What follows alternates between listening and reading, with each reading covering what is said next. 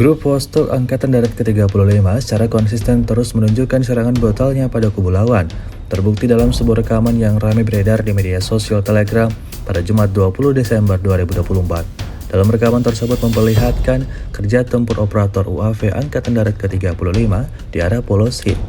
Mereka menghancurkan truk pick-up yang membawa personel musuh untuk bergilir.